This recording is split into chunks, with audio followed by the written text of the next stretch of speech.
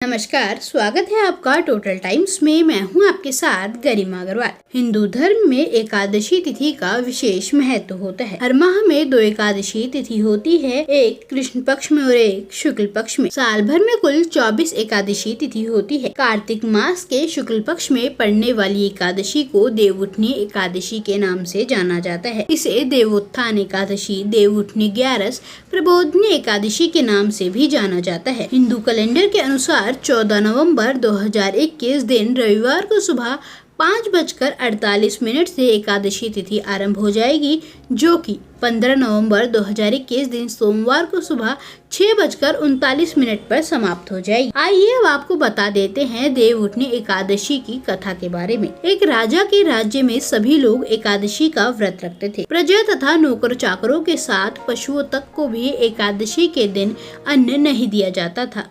एक दिन किसी दूसरे राज्य का एक व्यक्ति राजा के पास आकर बोला, महाराज कृपा कर मुझे नौकरी पर रख ले। तब राजा ने उसके सामने एक शर्त रखी। ठीक है, रख लेते हैं, किंतु रोज तो तुम्हें खाना मिलेगा, लेकिन एकादशी के दिन तुम्हें अन्न नहीं दिया जाए। उस समय व्यक्ति ने हाँ कर ली, पर एकादशी के दिन जब उसे फलाहार सामने दिया गया तो वह राजा के सामने गिड़गिड़ाकर बोला, महाराज इससे मेरा पेट नहीं भरेगा, मैं भूखा ही मर जाऊंगा, मुझे अन्न। राजा ने उसे शर्त की बात याद दिलाई, पर वह अन्न छोड़ने को राजी नहीं हुआ। तब राजा ने उसे आटा दाल देकर कहा कि वह अपना भोजन तैयार करे। वह नित्य की तरह नदी पर पहुंचा और स्नान कर भोजन पकाने लगा। जब भोजन पक गया तो वह भगवान को बुलाने लगा, आओ भगवान भोजन तैयार है। उसके बुलाने पर पीताम्बर धारण किए हुए भगवान चतुर्भुज रूप में आ पहुँचे और प्रेम से उसके साथ भोजन करने लगे। भोजन करके भगवान अंतर्धान हो गए और वह अपने काम को चला गया। 15 दिन बाद अगली एकादशी को वह राजा से कहने लगा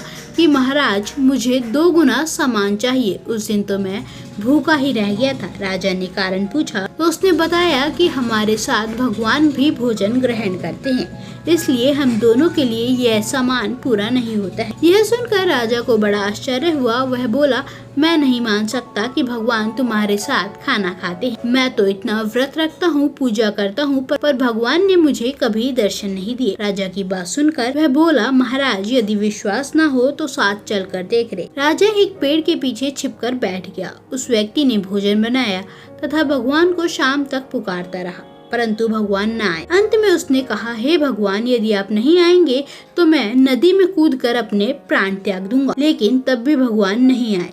लेकिन अंत में उसका प्राण त्यागने का उद्देश्य देखकर भगवान को प्रकट होना पड़ा, लेकिन भगवान नहीं आए। तब वह प्राण त्यागने के उद्देश्य से नदी की ओर बढ़ा और प्राण त्यागने का दृढ़ निश्चय किया। शीघ्र ही भगवान प्रकट होकर उसे रोका और साथ बैठाकर भोजन करने लगे। खा पी कर वे उसे अपने विमान में बिठाकर अपने धाम ले गए। यह देख राजा ने सोचा कि व्रत उपवास से तब तक कोई फायदा नहीं है जब तक मन शुद्ध ना हो। इससे राजा को ज्ञान मिला। वह भी मन से व्रत उपवास करने लगा। अंत में स्वर्ग को प्राप्त हुआ।